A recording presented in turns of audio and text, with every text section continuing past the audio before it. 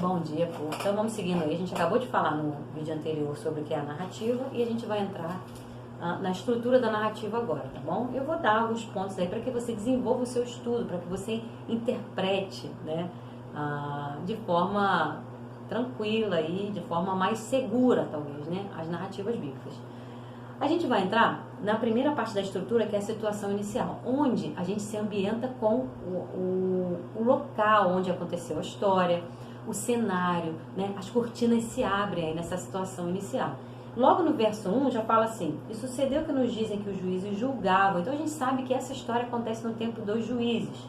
Na minha Bíblia, Almeida Corrigida Fiel, diz assim, uma parte que tem um estudo ali que fala assim: a introdução a Juízes oferece uma perspectiva histórica, já que o livro de Juízes nos fornece um panorama da época brutal em que Ruth viveu. Então, essa era uma época difícil, era uma época bem complicada, foi uma época de muitas conquistas, mas o povo se afastava de Deus todo o tempo, e Deus é que era o rei desse povo nessa época. Não era a época da monarquia, não tinha um rei físico de carne e osso, mas o próprio Deus reinava e ele levantava os juízes para julgar as causas do povo.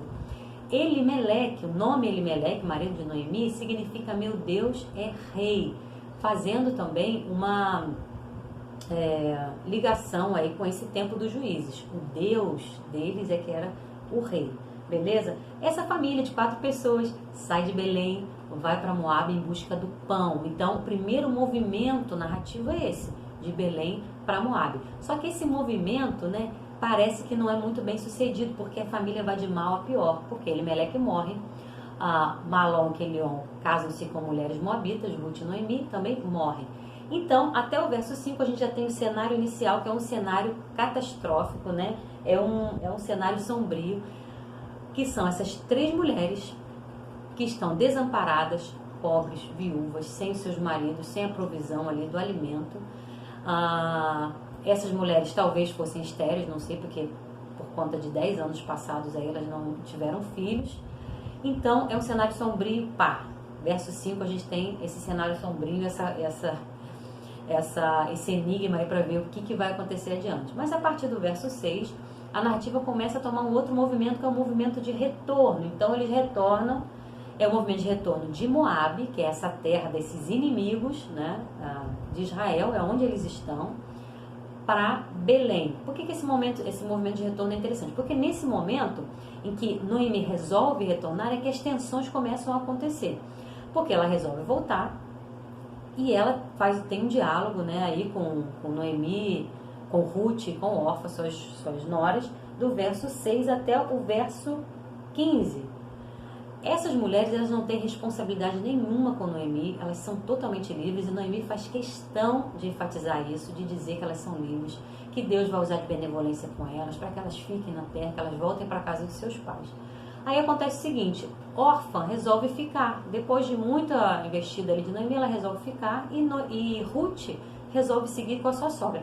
Essa atitude de Ruth é totalmente inesperada, totalmente inusitada. Ela não precisava fazer isso, mas isso demonstra muito do caráter da Ruth, né? Da força que ela tinha, da coragem, da bondade que ela tinha. Porque diz no verso 14 que ela se apegou à sogra, mas se apegar não é suficiente para você enfrentar o mundo, né, em busca da solução e de uma vida melhor para sua sogra, que provavelmente era uma mulher idosa. Ela assumiu essa responsabilidade e a sua coragem é passada ali, né? Só que algo muito interessante, o narrador se utiliza de um elemento chamado contraste. Ele coloca Orfa, que é uma personagem secundária, tendo uma atitude a inversa de Noemi. Então, Orfa resolve ficar, Orfa resolve ficar, Ruth resolve ir.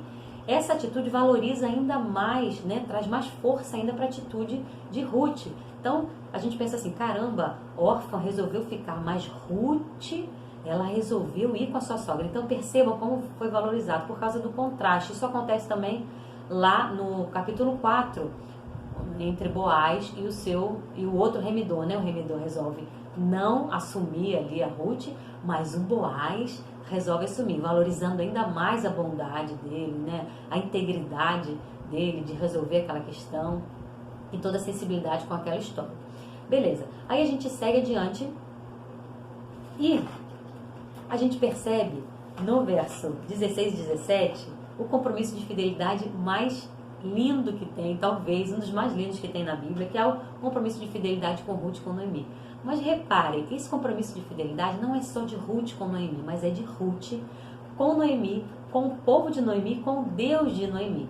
Percebam que o significado do nome de Noemi é minha doçura, né? Aquela que é agradável. Então, com certeza, Noemi revelou o caráter do seu Deus, né? A bondade, a grandeza do seu Deus, no cotidiano, né? No labor do dia a dia para sua nora. Então, ela se viu atraída também pelo Deus de Noemi, por conta de em como Noemi revelava esse Deus, né, no dia a dia, no seu caráter. Então, uma pessoa que é agradável é uma pessoa que respeita, que é uma pessoa que acolhe, uma pessoa acolhedora, uma pessoa amável, perdoadora. Todas essas características, né, que Noemi com certeza revelava no seu dia a dia, né, é uma ilustração de como Noemi era por dentro, de quem era o Deus de Noemi. E Ruth se aproxima e faz uma aliança também com esse Deus. E aí é muito legal, quando elas chegam a Belém, diz que toda a cidade se comoveu por causa delas. Então ela mostra, o narrador mostra, apesar desse tempo de Juízes que diz que cada um fazia o que achava correto aos seus olhos, né, existiam pessoas capazes de se comover, de se compadecer de outras pessoas. E aí ele levanta, ele traz esse raio, né, esse feixe de esperança nessa narrativa, num tempo tão sombrio, num tempo tão desastroso, tão tenebroso. Ele vem levantando, né, com muita leveza essa esperança. Existem pessoas boas lá em Belém, como a gente vai ver em Boaz ali mais adiante.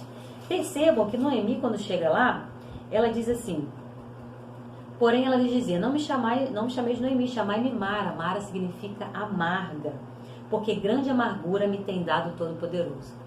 Então, ela avalia, né, ela fala de Deus a partir da sua condição. Quantas vezes a gente faz isso, né? A partir da nossa condição, a gente fala que Deus é capaz, né? A gente seria capaz de falar que Deus fez uma coisa dessa, né? Deus é que me tem tornado uma pessoa amarga. Na verdade, ela se autodenomina amarga, não foi Deus, nem foi Ruth, nem foi nenhum outro personagem. Isso serve para mostrar, a Bíblia não esconde a fragilidade dos seus heróis. Então, ela se viu numa situação complicada, de muita tristeza, de muito sofrimento, né? Abandonada, sem perspectiva nenhuma.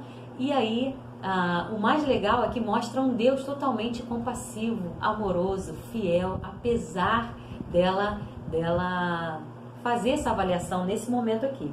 Só que o muito interessante é o último versículo do capítulo 1, que diz assim, que elas chegaram em Belém no princípio da colheita das cevadas. Então, essa família de 4 pessoas, né, essa tragédia familiar aconteceu lá no início do capítulo 1, né, e tem todo esse desenrolar. Então o nó vai aumentando, né, as tensões vão aumentando. Essas mulheres chegaram nesse lugar sem comida, mas ela nos dá mais uma vez um raio de esperança aí, né?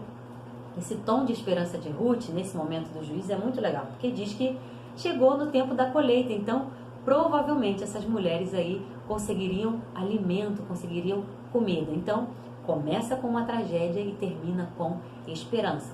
Fica ligadinho aí que a gente vai seguir adiante, tá bom?